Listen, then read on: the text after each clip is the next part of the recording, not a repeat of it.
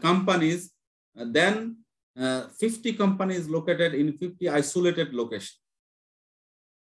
At the same time, collection of taxes or collection of revenues is comparatively easier in a particular location than that of the scattered 50 locations. Therefore, it is better to go for industrial cluster-based industrialization. In Bangladesh, already government started to plan establishing 100 special economic zone. So this economic zone will require land acquisition, land development, then rehabilitation and providing facilities. But already identified 177 SME clusters, they are already naturally grown, natural roots are there. Therefore, if government came forward with proper support, proper treatment to those 177 SME clusters, then this cluster-based industrialization will get a momentum and it will be a win-win for the government as well as for the cluster entrepreneurs to provide optimum output for the nations.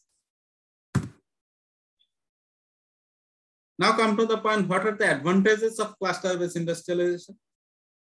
As we were discussing that enjoying economies of scales and economies of concentration.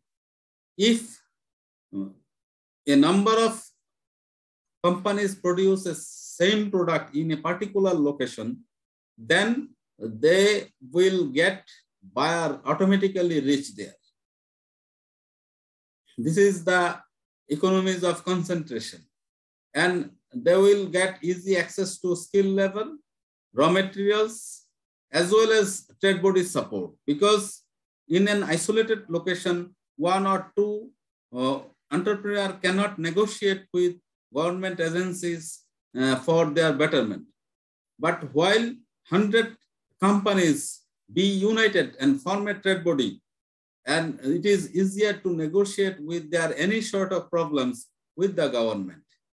So accelerated demand will be there in a cluster location and easy to manage for the administrators. For example, providing trade license, tin, VAT registration, and other administrative requirement in a particular cluster is comparatively easier for the administrators. So close and better supervision could be ensured in a cluster and lower cost of production will be there. So cluster-based industrialization could be promoted for greater interest of the nation. Models for industrialization. We know there are several schools of thoughts. For example, free market economy, socialism, communism, and mixed economy.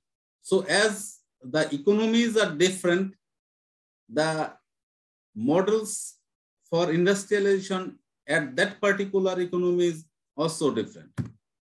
For example, classic liberalism concept was introduced by Adam Smith, the father of the economics or father of modern capitalism. He said that freedom of market from feudal constraint. That means market mechanism should be free and fair for successful industrialization of a nation. In such case, government has some role, that is state must guarantee education, that is skilled manpower, and safety, that is army and justice for any disputes. So this was the first concept of classical liberalism. Early socialism. So later on in 1771 to 1858, while Robert Owen, he observed that in early stage of industrialization, labor standard was not there, labor facilities were not there, workers were living a miserable life. As a result, his theory was influenced and recommended for on-campus housing for workers, education for the children of the workers, and cooperative shops for the workers, that is workers' welfare has been emphasized in this early socialism theory. So third mode of industrialization was anarchist, that is Pierre Joseph Proudhon. He from 1809 to 1865, he emphasized upon decentralization. Therefore, he opposed centralization concept, centralization of power.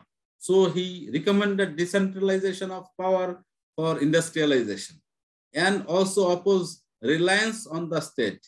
He recommended private sector to be in the driving seat of industrialization, and also self-help and the cooperative support was recommended by him, and this is the earlier form of modern free market economy concept. Then come to the fourth one, that is fourth model. It is Marxist model. It is also influenced by socialism and communism. Without capturing the state cooperation cannot be success. Industrialization movement will not be success. That is, here we are see that states roles in industrialization, and a revolutionary party that is needed and become powerful stream amongst socialism by end of the 19th century. So this Marxist theory also get energized when centralized socialism, that is communism, form occurred. So communism, it was in Union of Soviet Socialist Republic, that is USSR. That was a command economy. It recommended the bureaucratization of entire society. Therefore, food, housing, medical care, all these will be taken care of by the state.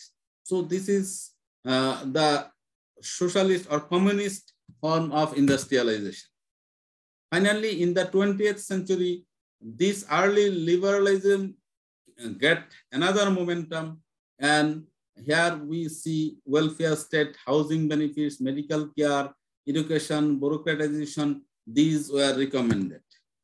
Finally, return to the decentralization was proposed in the second theory, that is decline of state-centric socialism, and alternative to centralized bureaucracies, and anarchism, environmental critics, and religious critics. So all these issues were considered here in this mechanism. Import substitution and export orientation. So this concept of industrialization was introduced 40 years back. That is, last 40 years or so, years have been dominated by the export-led growth, that is export promotion strategies for industrialization. It is in particularly the ASEAN countries, as well as some East Asian countries, Vietnam or Japan, South Korea, China, these countries, as well as Bangladesh and other South Asian countries also, they mainly being industrialized through export orientation. For example, Bangladeshi ready-made garments sector get boom for export orientation. So this is export-led growth, export-led industrialization. So an export-led growth strategy is one where a country seeks economic development by opening itself up to international trade. By the 1980s, many developing nations liberalized trade and began to adopt the export-oriented model in lieu of import substitution. So this export-led industrialization provides an opportunity for the countries like Mexico.